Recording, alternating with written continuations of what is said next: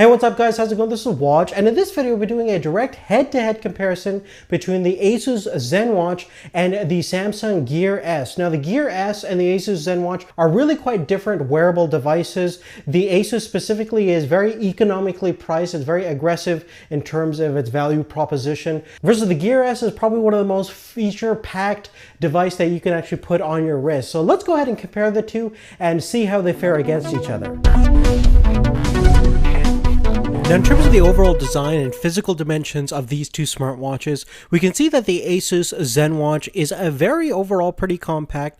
It only measures about 7.9 millimeters in terms of its thickness versus the 12.5 millimeters on the Samsung Gear S is quite a lot thicker. Additionally, in terms of footprint differences, the ZenWatch measures about 51 millimeters in terms of its height and under 40 millimeters in terms of its overall width versus the Gear S is certainly larger at 58.1 millimeters, but pretty much the same width as the ZenWatch. Now, funny enough, both of the designs incorporate a curved display. Now, obviously on the Samsung Gear S, this is the most exaggerated curve I've ever seen in most modern day consumer devices, and it definitely has a unique overall design because of that curved display, and I also like how it kind of wraps around your whole entire wrist to kind of give it the impression that it is smaller than it actually is. Now, the ZenWatch has a much more subtler curve on its display, and it's definitely helpful to have rounded edges all around the actual display itself, especially when it's running Android Wear, which uses a lot of different gesture controls. That kind of makes things a little bit more streamlined and easier to use,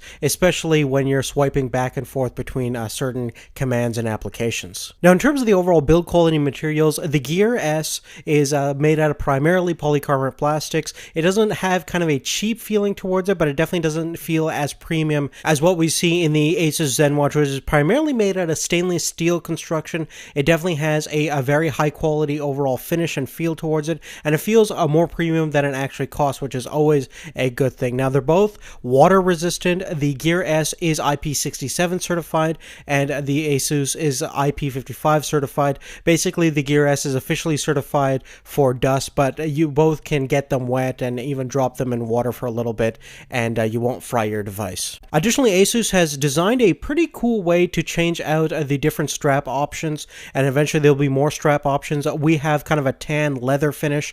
It's a genuine leather strap, which feels very comfortable in the hand, and I do like the overall color, but if you don't like the color, there are going to be several options available to you, and it's really easy to swap out the straps. It's a little bit more difficult to get different customized looks on the Samsung Gear S. It basically comes in black and white. And although you can remove the strap on the Samsung Gear S and replace it with a third-party one, it's certainly not as streamlined and as easy to do as what we see in the ZenWatch. Now, in terms of the clasp, the Asus ZenWatch uses a metal clasp that is actually a mechanical button release system, so you can actually press on the two buttons on the side of the clasp and release the watch. And this is great because it won't accidentally come off when you're doing some kind of exercising or some kind of sports activity like it can on the Gear S, so it's definitely a little bit more thought out. Now, the main method of controlling the interface of these two smartwatches is using the capacitive touchscreen. Now, the Gear S also has a home button at the bottom of the device, which is very easy to press, and it kind of is reminiscent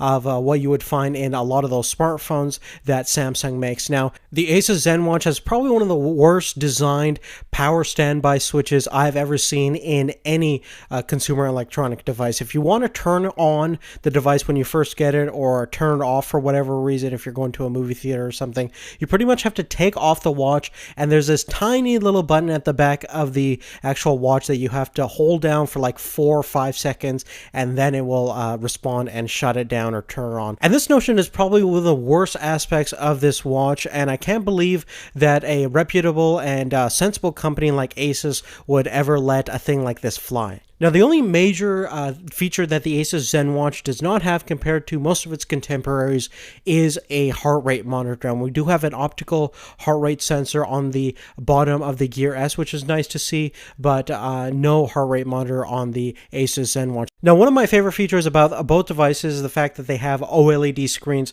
which is not only beneficial in terms of color vibrancy and overall kind of experience of using the device, but it's also beneficial in terms of battery life, because basically any many regions of the screens that don't need to be on are completely off, and you're not using any energy lighting unnecessary items or regions on the screen. So you're just looking at what needs to be lit, and that's definitely going to be a benefit in terms of overall experience and battery life. So both get a big thumbs up for me there. Now, in terms of overall resolution and size, the Asus ZenWatch measures about 1.63 inches versus 2-inch display on the Gear S. In terms of resolution, we have 360 by 480 on the Gear S and about 320 by 320 on the Asus ZenWatch. Furthermore, in terms of internal specifications, the Asus is very similar to most of the Android Wear devices that are out there, using the Snapdragon 400 quad-core chip clocked at about 1.2 gigahertz with 512 megabytes of RAM and 4 gigabytes of internal memory. The Gear S is using a dual-core processor clocked at about 1 gigahertz,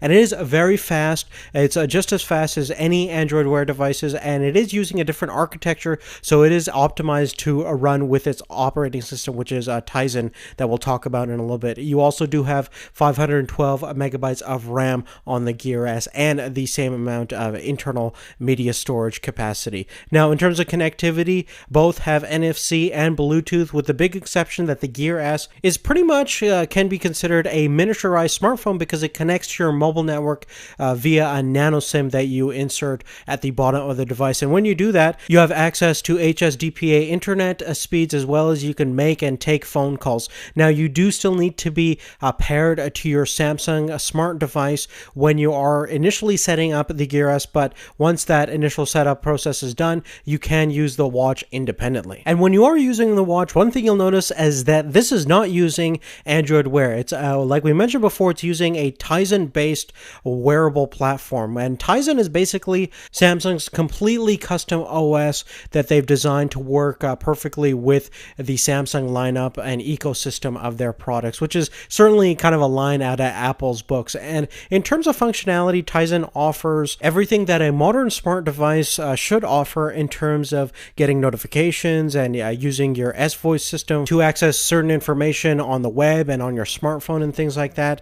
And you also do have some multimedia features. You have an MP3 player as well as a photo and video viewer, which is kind of interesting. Now, comparing the Tizen base wearable platform to Google Android Wear, it is certainly more of a lines of what you would find in a traditional smartphone, where you have proper menu systems and you can access different things a little bit more of a chronological order, versus Google Android Wear is more of a conduit towards your phone. It's primarily designed to be a companion towards your Android smartphone. So things like notifications and pausing and playing music and adjusting volume and things like that are good. If you listen to a lot of podcasts, it's excellent because you can control it on your wrist, and it makes certain things like driving and things like that a little bit less finicky, because you don't have to always reach for your smartphone, although you should be concentrating on your driving anyways. But now, in terms of the app market, Google Android Wear definitely has a much more solid library of applications that developers are designing every day, and there's always something unique and interesting always available. But based on my experience so far, I would definitely say that 90% of them are kind of useless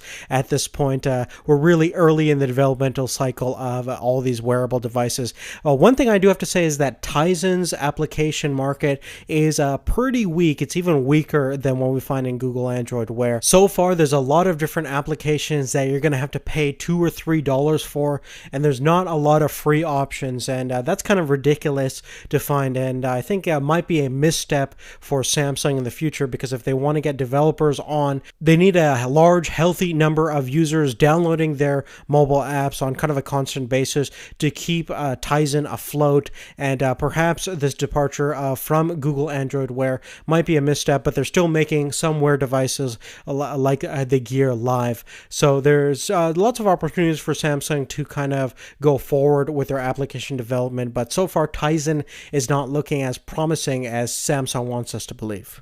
Now, the last thing that we're going to talk about is overall battery life, and I think both of these really excel at that. Now, I'm a huge fan of what the Gear S can deliver in terms of battery. It has a 300 milliamp hour battery compared to 360 milliamp hour battery on the Asus ZenWatch, and both can deliver at least 2 days of usage. Now, if you have the mobile network on the Gear S, you're going to get about a day to a day and a half, but if you have it off, you're going to get the same battery performance. One other cool aspect I like about the Gear S is that it actually has a charging dock that doubles as a battery extender. It has a built-in 350 milliamp hour battery, so you can kind of charge both at the same time, and then when you run out of juice, you can put on the little charging dock and basically keep on charging. Now, the charging interface on both of them are kind of clunky and certainly not as satisfying as some of the charging methodologies we see on something like the Moto 360 or the LG G Watch R. Now, the last thing that we're going to talk about is the overall price point between these two smartwatches. Now, the Asus ZenWatch is coming under the $200 mark, which is definitely going to be popular for a lot of different people trying to get into the wearable devices. Now, a lot of people are going to definitely have a hard time trying to justify the $300+ mark on the Samsung Gear S. Now, you do have to consider that it is kind of a miniaturized mobile phone because of its data connectivity to your mobile network. So the price is certainly there for a reason, and plus you have a heart rate monitor. The Asus does not have a heart rate monitor, unfortunately. But overall, to determine the right smartwatch for you, you're definitely going to have to compare and contrast the pros and cons of each device, and hopefully this comparison gave you some insight towards which device is more best suited towards your needs. But if you have any questions at all, please let me know in the comments section down below. Make sure to give us a thumbs up if this video helped you out in any way, and thank you so much for your support, and we'll see you later. Take care.